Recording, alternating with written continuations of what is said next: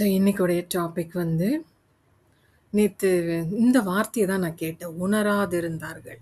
வெள்ளம் வந்து வாரிக்கொள்ள வெள்ளம் வந்து அனைவரையும் வாரிக்கொண்டு போகும் உணராதிருந்தார்கள். Matthew chapter 24 verse number 39. And they knew nothing about what would happen until the flood came and took them all away. வெள்ளம் வருதுன்னு சொல்லிட்டு இருந்தார் நோவா.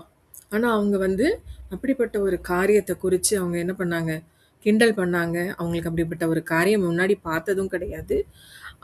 தேவ மனுஷர் சொல்றாரேன்னு அதுக்கு கீழ்ப்படியவும் இல்லை. வெள்ளம் வந்து வாரிக்கொண்டு கொண்டு போக மட்டும் உணராதிருந்தார்கள். இப்போ ஆண்டவர் வந்து நமக்கு இப்படிப்பட்ட ஒரு காரியங்கள் எல்லாம் அனுமதிக்கிறாரு. எதற்குன்னா, இன்னும் அதிகமா நம்ம ஆண்டருக்குள்ள வளர்றதுக்கு, ஆண்டரை பற்றி கொள்றதுக்கு அந்த உணர்வை ஆண்டர் தரணும், எல்லாருக்கும் தரணும். அதுதான் இன்னைக்கு ஒரே டாபிக் நம்ம தியானிக்க போறோம். ஸோ ஏன் வந்து உணராதிருந்தார்கள்? வெள்ளம் வந்து வாரிக்கொள்ள கொண்டு போக மட்டும் உணராதிருந்தார்கள். ஏன்னா 2 காரணங்கள். ஒன்று ஸ்பிரிச்சுவல் பிளைண்ட்னஸ், அதாவது அவங்க கண்கள் மறைக்கப்பட்டிருக்குது. பிசாசானவன் வந்து அந்த அந்த கண்கள், ஆவிக்குரிய கண்கள், ஆவிக்குரிய காரியத்தை மந்தமாக்கி போட்டுறான். There is a spiritual blindness. நம்மளோட ஆவி வந்து ஆண்டவருடைய காரியங்களை, ஆண்டர் சொல்லக்கூடிய காரியங்களை புரியாம அதை பிளைண்ட் ஆக்கிடுறான். இன்னொன்று, இது பெரிய ஒரு காரியம், ஃபோக்கஸ் ஆன் வேர்ல்ட்லி மேட்டர்ஸ். நம்ம எல்லாருக்குமே இந்த காலகட்டத்தில் நிறைய டிஸ்ட்ராக்ஷன்ஸ். ஸோ நம்மளுடைய ஃபோக்கஸ் எப்போவுமே வேர்ல்ட்லி மேட்டர்ஸில் தான் இருக்குது, உலக பிரகாரமான காரியத்தில் தான் இருக்குது. ஸோ இந்த காரணங்கள் நம்மளை உணர்வே இல்லாமல் ஆக்கிடுது. அப்போ ஆண்டவர் நம்மளை எப்படி இந்த கடைசி காலத்தில் அழைக்கிறார்னா, உணர்வுள்ளவர்களாக மாற்றணும்னு விருப்பமாக இருக்கிறார். அப்போ இந்த ஸ்பிரிச்சுவல் பிளைண்ட்னஸும் நம்மளுடைய ஃபோக்கஸ் வந்து வேர்ல்ட்லி மேட்டர்ஸில் இல்லாமல், உலக காரியங்கள் இல்லாமல், ஆண்டோட காரியங்களில் எப்படி நம்ம நாட்டமாக இருக்கிறது, அதுதான் நம்ம இன்னைக்கு தியானிக்க போகிறோம். மேத்யூ சாப்டர் 13 verse 15 என்ன சொல்லுன்னு பார்ப்போம். For the hearts of these people are hardened and their ears cannot hear and they have closed their eyes. ஆண்டவர் சொல்றார், for the hearts of the people are hardened and their ears cannot hear and they have closed their eyes. So their eyes cannot see and their ears cannot hear and their hearts cannot understand and they cannot turn to me and let me heal them. ஆண்டவர் பக்கமா அந்த இருதயம் திரும்பவே மாட்டேங்குது. ஆண்டவர் பக்கமா அந்த காது திரும்ப மாட்டேங்குது. அப்பதான் நம்ம வந்து நம்மளுடைய எண்ணங்கள், நம்மளோட ஆவிக்குரிய காரியங்கள் எல்லாம் ஆண்டவர் பக்கமா இருந்தாதான் அவர் என்ன சொல்றாருன்றதை கேட்க முடியும். தமிழ்ல வாசிச்சலாம். இந்த மக்கள் கண்களினால் காணாமலும், காதுகளினால் கேளாமலும், இருதயத்தினால் உணர்ந்து மனம் திரும்பாமலும், நான் அவர்களை ஆரோக்கியமாக்காமலும் இருக்கும்படியாக அவர்கள் இருதயம் கொழுத்திருக்கிறது.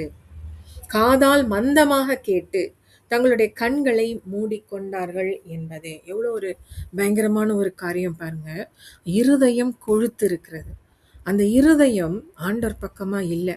அந்த இருதயம் அனலா இல்லை, அது கொழுத்து இருக்குது. அதனால மந்தமாயிடுச்சு, காது மந்தமாயிடுச்சு, கண்களும் பார்வை இல்லாமல் இருக்கு. அப்போ இந்த கடைசி காலத்தில் நம்ம one of the prayer point, நமக்கு பார்க்கக்கூடிய கண்கள், ஆவிக்குரிய காரியங்களை பார்க்கக்கூடிய கண்களும், ஆண்டவருடைய சத்தத்தை கேட்கக்கூடிய காதுகளும் மிகவும் அவசியம். ஏன்னா நம்ம வாழ்கிற இந்த காலத்தில் இது ரொம்ப ரொம்ப அவசியமாக இருக்குது. நம்ம எந்த காலகட்டத்தில் இருக்கிறோம், நம்ம எப்படி இன்னும் ப்ரிப்பேர்டாக இருக்கணும். ஒவ்வொரு காரியத்தையும் ஆண்டவர் நமக்கு வெளிப்படுத்துகிற தேவனாய் இருக்கிறார். நம்ம ஆண்டவரோட நெருங்க நெருங்க நமக்கு வந்து அவர் மறைவாக ஒரு காரியத்தை வைக்கல, எல்லா காரியத்தையும் அவர் வெளிப்படுத்துகிற தேவனாய் இருக்கிறார். அப்போ நம்ம போன வாரத்தில் நம்ம பார்த்த மாதிரி, you have to become the friend of God. ஆண்டவருடைய நண்பராக மாறும்போது நமக்கு மறைவாக, ஃப்ரெண்டுக்கு மறைவாக எதுவுமே கிடையாது இல்லையா? எல்லா விஷயங்களும் நம்ம ஃப்ரெண்ட்ஸ் கிட்ட ஷேர் பண்ணுவோம். அதே போல தான் ஆண்டவரும் அவருக்கு ஏற்ற, அவர் இருதயத்துக்கு ஏற்ற நபரை தேடி நம்ம அப்படிப்பட்ட ஒரு ரிலேஷன்ஷிப்பை நம்ம பில்ட் பண்ணும்போது எல்லா காரியத்தையும், வரும் காரியத்தை குறித்து நம்மளோட கூட அவர் வெளிப்படுத்துகிற தேவனாக இருக்கிறார். அப்போ நம்ம வந்து பார்க்கக்கூடிய கண்களையும் கேட்கக்கூடிய காதுகளையும் நம்ம என்ன பண்ணணும், பெற்றுக்கொள்ளணும். ஸோ இது இந்த கடைசி காலத்தில் மிகவும் அவசியம். ஸோ அதை எப்படி பெற்றுக்கொள்கிறது? பார்க்கக்கூடிய கண்களையும் கேட்கக்கூடிய காதுகளையும் எப்படி பெற்றுக்கொள்றதுன்னா, நம்ம வந்து அந்த ரிலேஷன்ஷிப் ஒவ்வொரு நாளும் இன்னைக்கு நான் என்னுடைய முதல் மணி நேரத்தை ஆண்டவர் சமூகத்தில் தான் நான் வந்து தொடங்குவேன் அப்படின்னு நம்ம ஃபோக்கஸ்டாக நம்ம வந்து அவர் பாதத்தை தேடணும். கட்டாயம் வசனத்தை வாசிக்கணும். இன்னும் அதிகமாக அவருடைய ப்ரெசன்ஸில் இருக்க இருக்க நமக்கு அந்த கண்கள் திறக்கப்படும், காதுகள் திறக்கப்படும். ரெவலேஷன் சாப்டர் 3 verse 17 ஆண்டர் சொல்றார், இது லவோதிக்கேயா சபைக்கு ஆண்டர் சொல்ற காரியம். You say I am rich, அந்த சபையினரை பார்த்து சொல்லுகிறார். இது நமக்குரியது.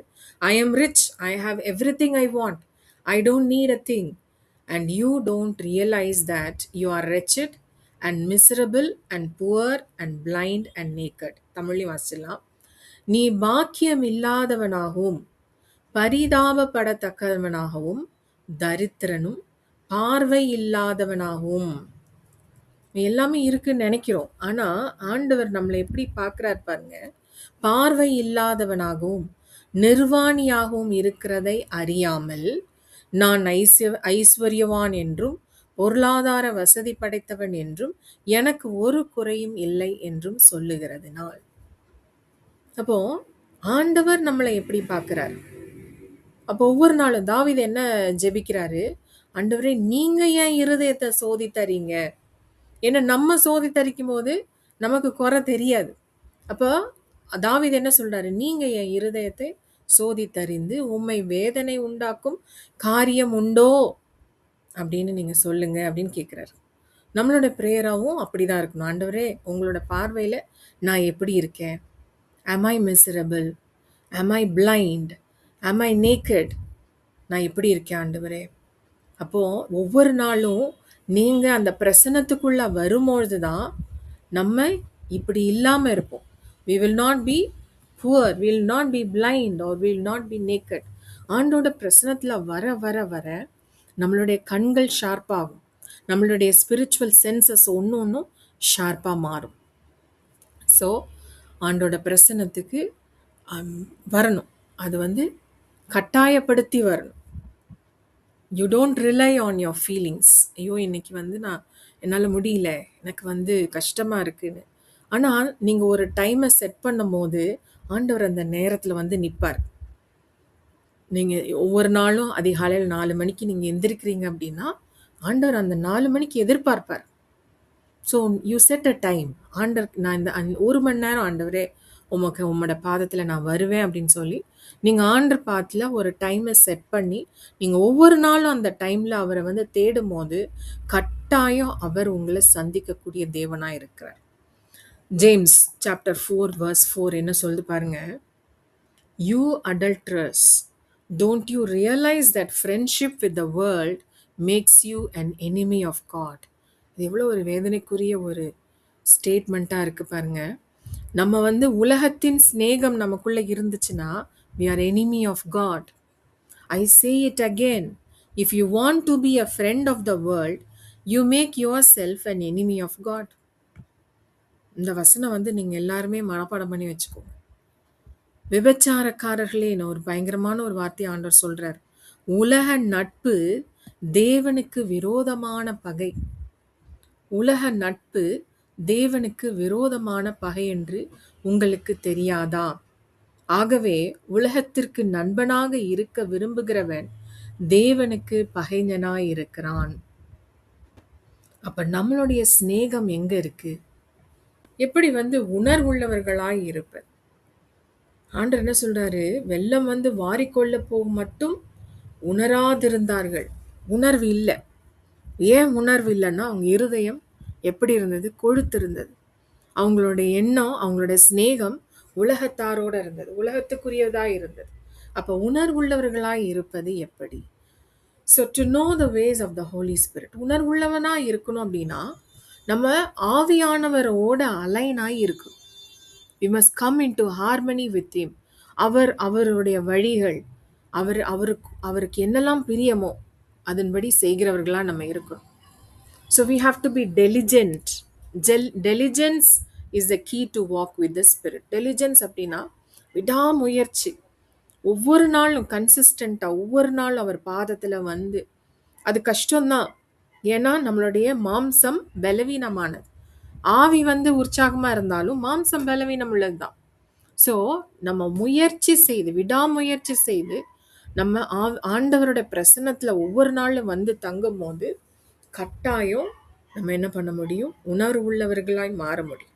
நம்மளோட ஆவிக்குரிய சென்சஸ் ஒன்னொன்னு உணர்வை பெற்றுக்கொள்ளும்.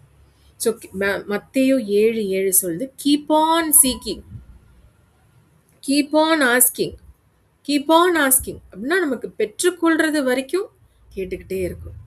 நம்ம ஆண்டரை காண வரைக்கும் நம்ம என்ன பண்ணணும்? You have to press on. First time கண்கள் திறக்கப்படுறது தான் கஷ்டம். ஸோ அதுக்கு நம்ம என்ன பண்ணணும்? Keep on seeking, keep on knocking, keep on asking. கேட்டுக்கொண்டே இருங்கள், தேடிக்கொண்டே இருங்கள், தட்டிக்கொண்டே இருங்கள், until you get it. கிடைக்கிற வரைக்கும். ஸோ ஒன்ஸ் உங்கள் கண்கள் திறக்கப்பட்டுருச்சு அப்படின்னா திரும்ப ஆண்டர் காண்பிக்கிற காரியங்கள், ஆண்டவர் பேசுகிற காரியங்களை நீங்கள் ஈஸியாக ரிசீவ் பண்ண முடியும். ஸோ அந்த ஸ்டேஜுக்கு உங்கள் ஆவி வளரணும். அப்போ நம்மளுடைய ஆவியும் பரிசுத்த ஆவியானவரோடு இசைவாய் நடக்கணும், ஒன்றா நடக்கணும். அப்பந்தான் நம்ம என்ன பண்ண முடியும்? உணர்வுள்ளவர்களாக இருக்க முடியும். ஆண்டவர் சொல்லக்கூடிய காரியங்கள், வரும் காரியங்களை குறித்து நம்ம என்ன பண்ண முடியும்? ஆண்டவர்கிட்ட இருந்து டைரக்டாக பெற்றுக்கொள்ள முடியும். And he is waiting. ஆண்டவர் ஒவ்வொருவரையும் எதிர்பார்க்கிறார். அந்த லெவலுக்கு நம்ம ரீச் ஆகணும்னு ஒவ்வொருவரையும் ஆண்டவர் எதிர்பார்க்கிறார். James chapter 1 verse 22 says, be doers of the word. So வார்த்தைகளை கேட்குறோம், வார வாரம் வார்த்தைகளை கேட்குறோம். ஒவ்வொரு நாளும் நீங்களும் வாசிக்கிறீங்க. Not ஹியரர்ஸ் only. அப்போ ஒவ்வொரு நாளும் வார்த்தையில் ஆண்டவர்கிட்ட அவருடைய வார்த்தையை பெற்றுக்கொள்ளும் மட்டும் நம்ம என்ன பண்ணணும்? வார்த்தையை வாசிக்கணும். ஆண்டவர் இன்னைக்கு எனக்கு ஒரு வார்த்தையை கொடுங்க அப்படின்னு அந்த ஆண்டர்கிட்டருந்து நம்ம டைரெக்டாக பெற்றுக்கொள்ளும் வரைக்கும் நம்ம வார்த்தைகளை வாசிக்கணும், பைபிளை வாசிக்கணும். அல்லாமலும் நீங்கள் உங்களை ஏமாற்றாதபடிக்கு திருவசனத்தை கேட்கிறவர்களாக மாத்திரமல்ல, அதன்படி செய்கிறவர்களாயும் இருங்கள். ஸோ வசனத்தின் படி நம்ம செய்கிறவர்களாய் நம்ம மாறணும். இருக்கிறோமா செக் பண்ணுங்க. இல்லைன்னா you start from today. So the ways of the spirit are the ways of life. Romans chapter 8 verse 6 என்ன சொல்லுது? For to be carnally minded is death. சரீர சிந்தை மரணம். But to be spiritually minded is life and peace. So நம்ம வந்து ஆவிக்குரிய சிந்தையை பெற்றவர்களாக இருக்கணும். Spiritually minded, spiritually minded. அப்போ தான் ஆண்டோட காரியங்களை நம்மளுடைய மைண்ட் ரிசீவ் பண்ண முடியும். ஸோ எப்போ? when we align with the Holy Spirit. when we align with the Holy Spirit, நம்மளோட மைண்ட் எப்படி இருக்கும்? it will be spiritually minded. ஆவிக்குரிய சிந்தை உள்ளவர்களாக இருப்போம். கிறிஸ்துவின் சிந்தையை பெற்றுக்கொள்ளணும். பவுலடிகள் சொல்றார், கிறிஸ்துவின் சிந்தை உடையவர்களாக இருக்கணும் அப்படின்ட்டு. Mind of Christ. அப்போ மைண்ட் ஆஃப் கிரைஸ்டை நம்ம பெற்றுக்கொள்ளணும். அது எப்போ? ஆண்டரோட அலைனாக இருக்கும் போது, ஆவியானவரோட அலைண்டாக இருக்கும் போது நம்ம கிறிஸ்துவின் சிந்தையை அறிந்து கொள்ள முடியும். அவருடைய சிந்தையில் என்ன இருக்கு, அவர் என்ன பாரப்படுறாரு, அவருடைய மைண்ட் நமக்கு தெரியும். ரோமர் 8:14 சொல்லுது, for those who are led by the Spirit of God are the children of God. தேவனுடைய குமாரர். we are all sons of the most high God. யாரு? only who are led by the Spirit of God. ஆவியானவர்னால நடத்தப்படுறோமா? அவருடைய சத்தம் நமக்கு கேட்குதா? and we are the children of the most high God. எல்லாரும் கிடையாது. வெறுமனே சண்டே சபைக்கு போயிட்டு வந்தா பரலோகத்துக்கு போக முடியுமானா கட்டாயம் முடியாது. நேம் சே கிறிஸ்டியனாக இருந்தால் கட்டாயம் முடியாது. we are not led by the Spirit. அவருடைய சத்தம் கேட்குதா? ஆவிக்குரிய காரியத்தில் நீங்கள் எப்படி இருக்கீங்க? உங்களுடைய கண்கள் ஆண்டவருக்குரிய காரியங்களை பார்க்குதா? ஸோ அதில் தாகம் வரணும். இன்னும் அதிகமாக நான் உங்களோட கூட நான் இணையணும் ஆண்டவரே. ஸோ அதில் நம்ம திருப்தி அடையவே கூடாது. நான் வந்து ஸ்பிரிச்சுவல் பர்சன்னு நம்ம சொல்லவே முடியாது. அதுக்கு லிமிட்டே கிடையாது. We have to press on. இன்னும் இன்னும் அதிகமா இன்னும் ஆண்டர்ட்ட தாகத்தை கேட்கணும்.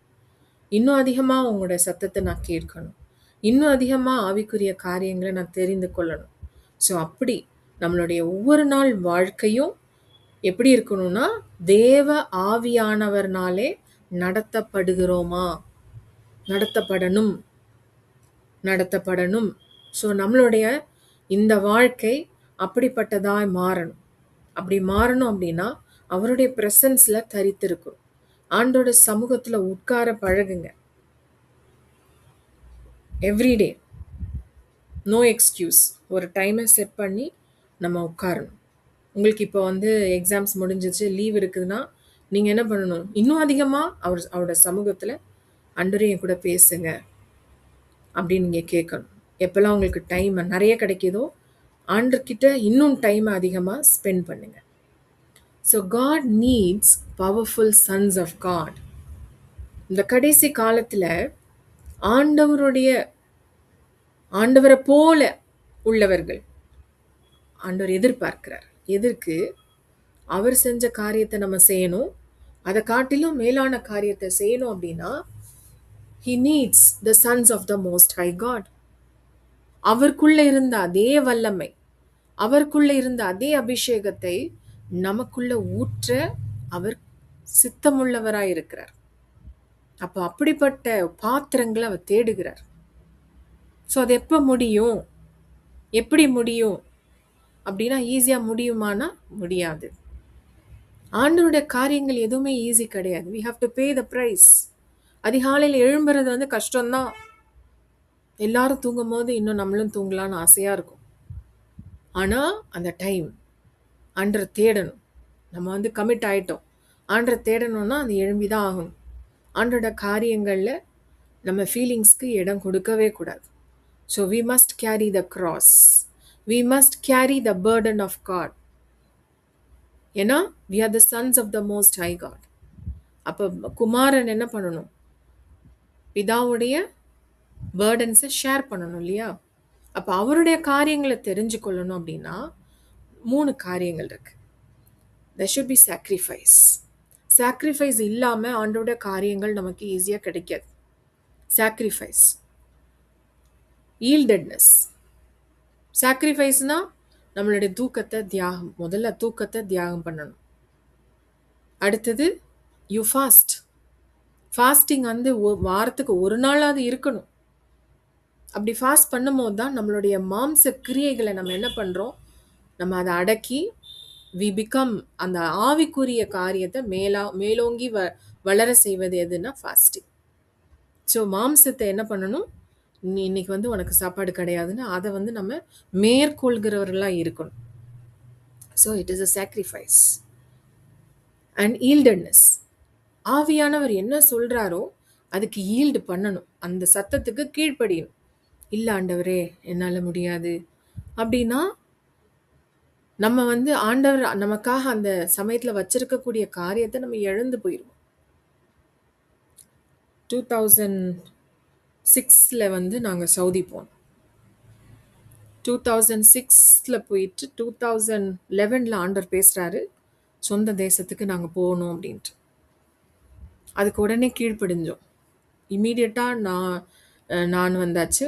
ஹஸ்பண்ட் வந்து இன்னும் 1 இயர் கழித்து வந்தாங்க. அது வந்து ஒரு சாக்ரிஃபைஸ் தான். ஆண்டவர் சத்தத்துக்கு அன்னைக்கு ஈல்டு பண்ணோம். அன்னைக்கு நாங்கள் வரல அப்படின்னா இன்னைக்கு நம்ம வந்து மிடில் ஈஸ்டில் ஒரு பெரிய அன்ரெஸ்ட் இருக்குது இல்லையா? ஒரு குழப்பமான ஒரு பயம் இருக்கும். அங்கே உள்ளவங்களுக்கு கட்டாயம் ஒரு பயம் இருக்குது. எப்போ வந்து குண்டு விழுமோன்னு தான் அந்த மாதிரியான ஒரு நிலைமையில இருக்கிறாங்க. இன்னும் பயங்கரமான காரியங்களுக்குள்ள மிடில் ஈஸ்ட் போக போகுது. அப்போது அன்னைக்கு ஆண்டோட சத்தத்துக்கு நாங்கள் கீழ்ப்படிஞ்சு and we made a sacrifice. அங்கே வந்து ஒரு நல்ல ஒரு லாவிஷான ஒரு லைஃப் தான். ஆனால் அன்னைக்கு நாங்கள் அந்த ஸ்டெப்பை எடுத்து வைக்கல அப்படின்னா நாங்கள் நிறைய காரியத்தை மிஸ் பண்ணியிருப்போம். ஆவிக்குரிய ஆசீர்வாதங்களை நாங்கள் மிஸ் பண்ணியிருப்போம். ஸோ ஆண்டவர் ஒரு காரியத்தை சொல்கிறாருன்னா நம்ம மாம்சீகமா சிந்திக்கும் பொழுது அது கஷ்டமா தான் இருக்கும். ஆனா நீங்க திரும்பி பார்க்கும்போது எந்த விதமான நஷ்டமும் கிடையவே கிடையாது. So there should be a sacrifice, there should be yieldedness and submission against our natural will. நம்ம மாம்சம் வேற மாதிரி சொல்லும். ஆனா ஆண்டவருடைய சத்தம் நம்ம கேட்டுருச்சு அப்படின்னா, சரி ஆண்டவரே, வேற மறுபேச்சே கிடையாது. implicit obedience, implicit submission, இமீடியட்டா சப்மிட் பண்ணிடணும். செய்கிற ஆண்டவரே, அவ்வளோதான்.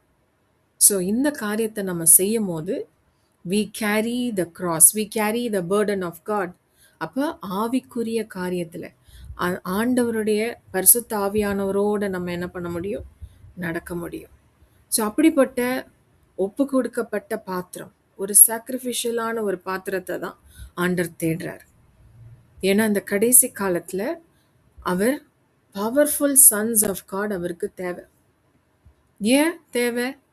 ஆண்டவரை போல 2000 வருஷம் முன்னாடி இயேசு சுவாமி அந்த உலகத்தில் நடக்கும் போது, அவரு நடந்த போது ஒரு சின்ன ஏரியா இஸ்ரவேல் தேசத்துக்குள்ள நடந்துட்டு இருந்தார்.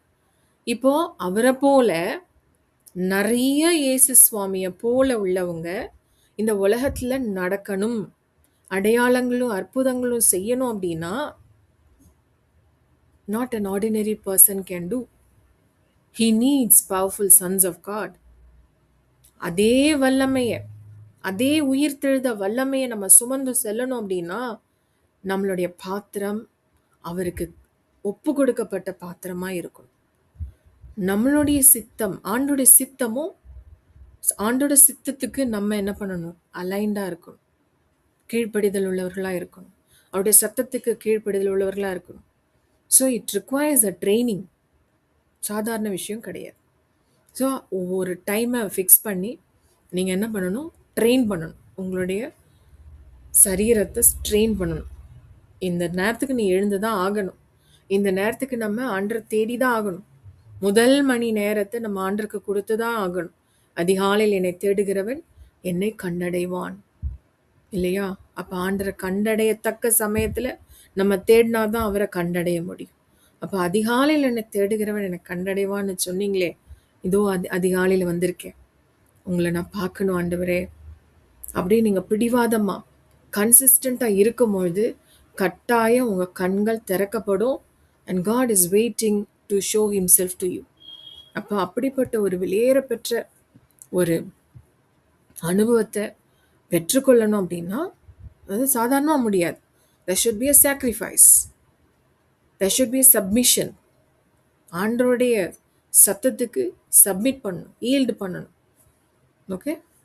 So Matthew 26 verse 41 says, watch and pray. விழித்திருந்து ஜெபிக்கணும், so that you will not fall into temptation. The spirit is willing but the flesh is weak. நீங்கள் சோதனைக்குட்படாதபடிக்கு விழித்திருந்து ஜெபம் செய்யுங்கள். ஆவி உற்சாகம் உள்ளதுதான், மாம்சமோ பலவீனம் உள்ளது. See, நம்ம ஒவ்வொரு நாள் ஆண்ட பிரசனத்தில் வரும்போது நம்மளுடைய சரீரம் ட்ரெயின் ஆயிரும். ஆரம்பத்தில் தான் கஷ்டமாக இருக்கும், அதுக்கப்புறம் நம்ம சரீரம் ட்ரெயின் ஆயிரும். ஏன்னா நம்மளோட ஆவி பலமுள்ளதாக மாறும். ஆவி பலமுள்ளதாக மாறிடுச்சு அப்படின்னா ஆவி சொல்கிறதுக்கு சரீரம் கீழ்ப்படிஞ்சு தான் ஆகும். என்ன சோர்வாக இருந்தாலும் தன்னால் நம்ம எந்திரிச்சு அந்த பிரச்சனத்தை நோக்கி ஓடிடும். So watch and pray. ஆண்டு சொல்கிறாரு that you may not fall in to temptation. அப்போ நமக்கு எல்லாருக்கும் டெம்டேஷன் வரதான் செய்யும், பிரச்சனைகள் உண்டு. அந்த பிரச்சனைகளை நம்ம என்ன பண்ணணும்? வார்த்தையினால் மேற்கொள்ளணும். அப்போ நம்ம அதிகமாக அந்த வார்த்தையை உட்கொள்ளும் போது the entrance of thy word is a light to the spirit. அப்போ நம்ம வார்த்தையை உட்கொள்ளும் போது நம்ம என்ன பண்ணுறோம்? வெளிச்சமாக மாறுறோம். பிரச்சனைகள் வரும், பிரச்சனைகளை பேசக்கூடாது.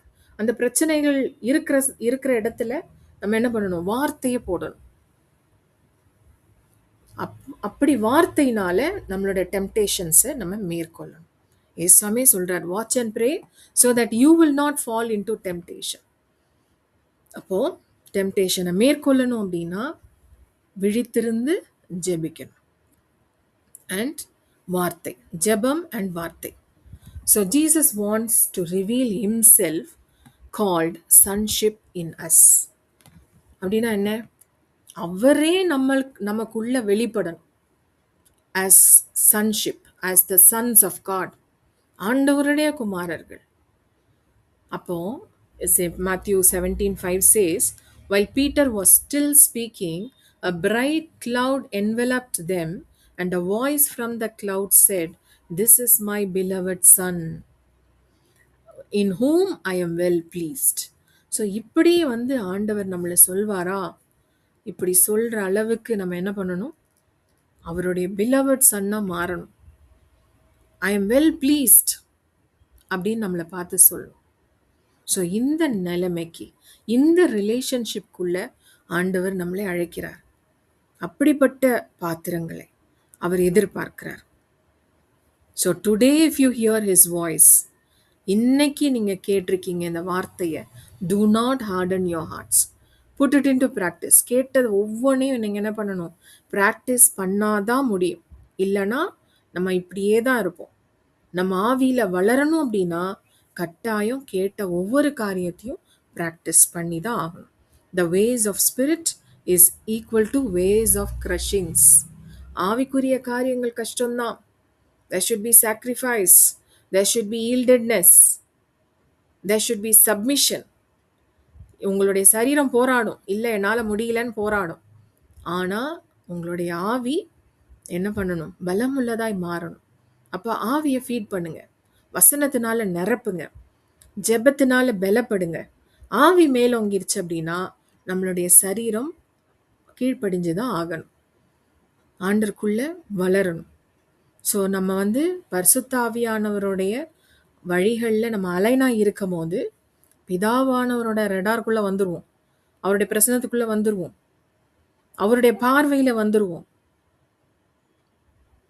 This is my beloved son, in whom I am well pleased. பிதாவானவர் தேடுவார். இது ஒரு அனுபவத்தை சொல்கிறேன். அதிகாலை 3 மணிக்கு என்னோட ப்ரேயர் டைம். அப்போது இந்தியாவுக்கு 2014-15 இருக்கும்னு நினைக்கிறேன். After so many years, maybe 13 இயர்ஸ்க்கு அப்புறம் நான் வேலைக்கு போனேன். 2014 வேலைக்கு, 14 or 15 சரியாக தெரியல. அப்போ பயங்கர ஹெக்டிக்கான ஒரு ஜாப். அந்த சமயத்தில் 3 மணிக்கு எந்திரிச்சு என்ன பண்ணிட்டேன், என்னால் அப்படியே தூங்கிட்டேன்.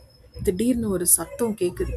அந்த சத்தம் எப்படிப்பட்ட சத்தம்னா பெரிய சத்தம். அப்போ என்னோட ஆவியில் உணர்றேன், அது பிதாவானவரோட சத்தம். என்ன சத்தம்னா என் பேரை கூப்பிடுறாரு. நான் அடிச்சு பிடிச்சி மேலே எந்திரிச்சு பார்க்குறேன். அப்போது என்ன உணர்ந்தேன்னா, அந்த டைமில் நம்ம ஒரு டைம் ஃபிக்ஸ் பண்ணுறோம்ல, அந்த டைமில் பிதாவானவர் நம்மளை எதிர்பார்க்கிறார். நான் தூங்கிட்டேன். அப்போ சத்தமாக அந்த ஒரே இதில் தான் பிதாவானோட சத்தம் கேட்டிருக்கேன். மற்றபடி மெல்லிய சத்தம் கேட்டிருக்கேன். அந்த சத்தம் பயமாக இருந்துச்சு. பயம்னா பெரிய குரல் ஒன்று கேட்டுச்சு, பெரிய குரல். என்னோட பேர் அப்படி கூப்பிடுறாங்க. ஸோ நம்ம அது ஒரு ப்ராக்டிஸாக நம்ம ஒவ்வொரு நாளும் கன்சிஸ்டண்ட்டாக நம்ம வரும்பொழுது ஆண்டவர் நம்மளை எதிர்பார்ப்பார். ஆண்டவர் பேசுகிற சத்தம் நமக்கு கேட்கும். ஸோ அது நம்ம பழகணும். அப்படி நம்ம பழகும் போது ஆண்டவருடைய சித்தத்தை நம்ம 100% செஞ்சு முடிக்கணும். அவருடைய சித்தம் செஞ்சவங்க மட்டும்தான் பரலோக ராஜ்யத்துக்குள்ளே போக முடியும்னு வசனம் இருக்கு இல்லையா?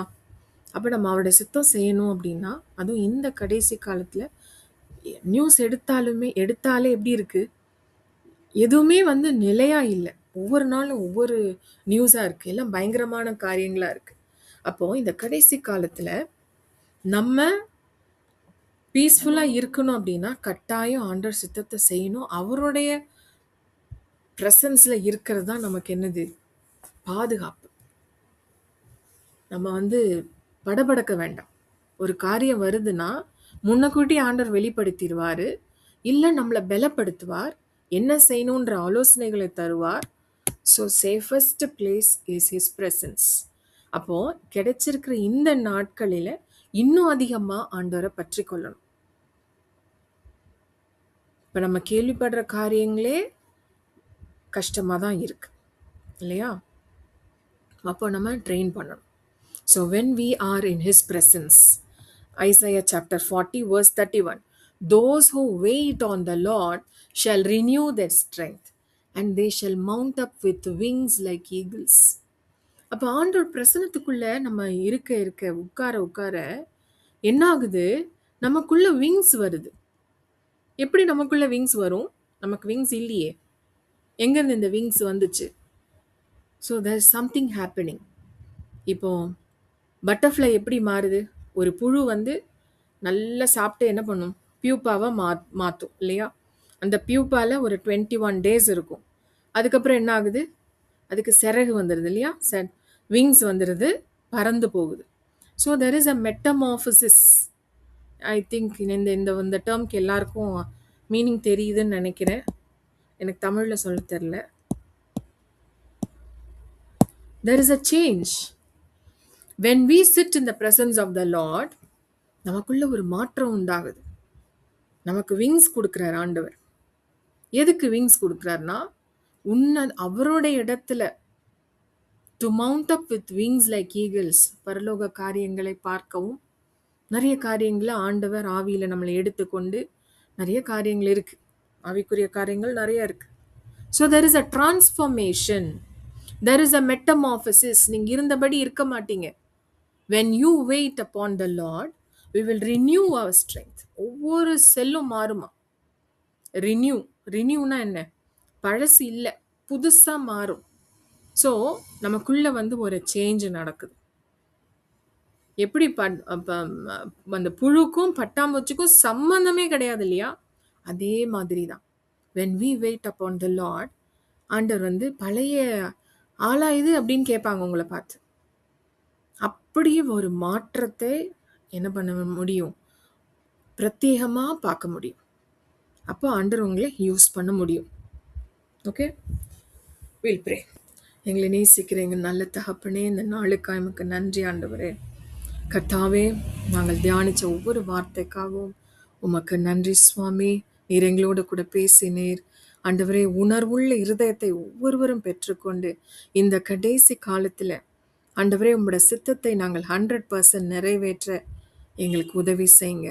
ஒவ்வொரு நாளும் சுவாமி உங்களுடைய பிரசன்னத்திலே நாங்கள் காத்திருந்து, நாங்கள் கழுகளை போல செட்டைகளை அடித்து எழும்பி ஆண்டவரே நாங்கள் உம்முடைய சித்தத்தை நாங்கள் நிறைவேற்ற எங்களை ஒப்பு கொடுக்கிறோம் சுவாமி. கர்த்தாவே, நீர் பேசின ஒவ்வொரு வார்த்தைகளுக்காக உமக்கு நன்றி ஆண்டவரே. ஒவ்வொருவரையும் வந்திருக்கிற ஒவ்வொருவரையும் பெயர் பெயராக நீங்கள் தொடுங்க. ஒவ்வொருவருக்குள்ளாகவும் இந்த வார்த்தையானது ஆண்டவரே வெறுமையாய் திரும்பாதபடி இந்த வார்த்தை அவர்களுக்குள்ளாக ஒரு மாற்றத்தை உண்டு பண்ணி இன்னும் அதிகமாய் கர்த்தருடைய பிரசன்னத்தில் காத்திருந்து உணர்வுள்ள இருதயத்தை பெற்றுக்கொள்ளவும் ஆண்டவரே அவங்க அந்த ஷார்ப்னஸ் ஆஃப் ஸ்பிரிட்டை பெற்றுக்கொள்ள கர்த்தர் உதவி செய்யுங்க. ஒவ்வொருவரோடு கூட பேசுங்க. ஒவ்வொருவரும் ஒரு என்கவுண்டரை பெற்றுக்கொள்ள உதவி செய்யுங்க சுவாமி. தகப்பனே, நாங்கள் விசுவாசத்தில் இன்னும் தேறினவர்களாய் மாற கர்த்தர் உதவி செய்வீராக. பேர் பேராக நீங்கள் தொடுங்க. ஒவ்வொருவரும் சுவாமி உம்முடைய பிரசன்ஸில் காத்திருந்து பலன் கொண்டு, ஆவியிலே பலன் கொண்டு வளர உதவி செய்யுங்க. நீங்கள் ஆளுகை செய்யுங்க ஆண்டவரே. கர்த்தாவே, ஒவ்வொருவரோருக்குள்ள பிரச்சனைகள் உண்டு, டெம்டேஷன்ஸ் உண்டு. எல்லாவற்றிற்கும் மேலாக கர்த்தருடைய வார்த்தையிலும் ஜெபத்திலும் தரித்திருந்து இந்த உலக பிரகாரமான காரியங்களை மேற்கொள்ள ஒவ்வொருவருக்கும் மேற்கொள்கின்றதான் அபிஷேகத்தினால நிரப்புங்க. பிசாசானவனை ஜெயிக்க ஆட்டுக்குட்டியானவர் இரத்தத்தையும் சாட்சியின் வசனத்தையும் யூஸ் பண்ண கர்த்தர் உதவி செய்யுங்க. இன்னும் வசனத்தை கேட்கிறவர்களாய் மாத்திரமல்ல சுவாமி, வசனத்தின்படி செய்கிறவர்களாய் மாற்றுங்க. ஒவ்வொருடைய வாழ்க்கையிலும் நீங்க அற்புதங்களை செய்யுங்க. நீங்க சாட்சிகளை எழுப்பித்தாங்க. கர்த்தர் பலத்த கிரியைகளை செய்யுங்க. ஒவ்வொருவரையும் த சன்ஸ் ஆஃப் மோஸ்ட் ஹை காடாய் நீங்க மாற்றுங்க ஆண்டவரே. நீங்க தேடுகிற பாத்திரமாய், நீங்க யூஸ் பண்ணக்கூடிய பாத்திரமாய் ஒவ்வொருவரையும் நீங்க மாற்றுங்க ஆண்டவரே. நீங்க ஈல்டட் வெசலை நீங்க தேடுறீங்களே, ஒவ்வொருவரும் சுவாமி நாங்கள் இன்னும் எங்களை ஒப்பு கொடுக்க இன்னும் எங்களை தாழ்த்துகிறோம். கர்த்தர் நீர் எங்கள் இருதயத்தை சோதித்தறிந்தருளும். எங்கள் பலவீனங்கள் எல்லாவற்றையும் மாற்றி போடுங்க. நாங்கள் இன்னும் அதிகமாய் உமக்குள்ளாய் பலன் கொள்ள கர்த்தர் கிரியை செய்யுங்க, கர்த்தர் ஆளுகை செய்யுங்க. ஆண்டவரே, ஒவ்வொரு நாளும் கன்சிஸ்டண்டா உம்முடைய சமூகத்திலே அதிகாலையில் வந்து உம்மை தேடுகிறவர்களாய் மாற்றுங்க. இந்த பிள்ளைகளெல்லாம் மாற்றுங்க. இந்த பிள்ளைகளுடைய வாழ்க்கையில அவங்க சூழ இருக்கிறவங்க, அவங்க பெற்றோர், அவங்க சூழ இருக்கிறவங்க எல்லாரும் பிரத்யட்சமாய் உம்மை காணும்படியான கிருபைகளினால நிரப்புங்க. உம்முடைய பிரசன்னத்தினால நிரப்புங்க. ஆண்டவரே, யார் யாருக்கு என்னென்ன தேவைகள் இருக்கோ கர்த்தர் நீங்க அந்த தேவைகளை சந்திங்க. ஒவ்வொருவருக்குள்ளாக ஒரு சாட்சியை நீங்க எழுப்பித்தாங்க. தொடர்ந்து நீங்க ஒவ்வொருவரையும் காத்துக்கொள்ளுங்க. இவர்களுக்கு விரோதமாய் உருவாக்கப்படும் எந்த ஆயுதமும் வாய்க்காதே போகட்டும் இயேசுவின் நாமத்தினாலே. எக்ஸாம்ஸ் எழுதக்கூடிய பிள்ளைகளெல்லாம் நாங்கள் நினைக்கிறோம். ஒவ்வொருவரையும் ஆண்டவரே நீங்க ஆசிர்வதிங்க. டிவைன் விஸ்டமை தாங்க. ஆண்டவரே, நல்ல சுகம் பெலன் ஆரோக்கியத்தை தாங்க. நல்ல எழுதக்கூடிய கிருபைகளை தாங்க. நல்ல மார்க்ஸ் ஸ்கோர் பண்ண கர்த்தர் உதவி செய்யுங்க. ஆண்டவரே, சிக்கா இருக்கிறவங்க ஒவ்வொருவரையும் கர்த்தாவே நீர் நினைத்தருளும். ஆண்டவரே, உம்முடைய தழும்புகளால் ஒவ்வொருவரும் குணமானார்கள் என்று நாங்கள் அறிக்கையிடுகிறோம் சுவாமி. கர்த்தர் பெரிய காரியங்களை நீர் செய்ததற்காக உமக்கு ஸ்தோத்திரம். துதிகன மகிமை எல்லாவற்றும் உமக்கு செலுத்துகிறோம். மீட்பர் இரட்சகர் இயேசுவின் நாமத்தில் ஜெபிக்கிறோம் எங்கள் நல்ல பிதாவே, ஆமென். என் ஆத்துமாவே கர்த்தரை ஸ்தோத்திரி, என் முழு உள்ளமே அவருடைய பரிசுத்த நாமத்தை ஸ்தோத்திரி. என் ஆத்துமாவே கர்த்தரை ஸ்தோத்திரி, கர்த்தர் செய்த சகல உபகாரங்களை மறவாதே. ஆமென்.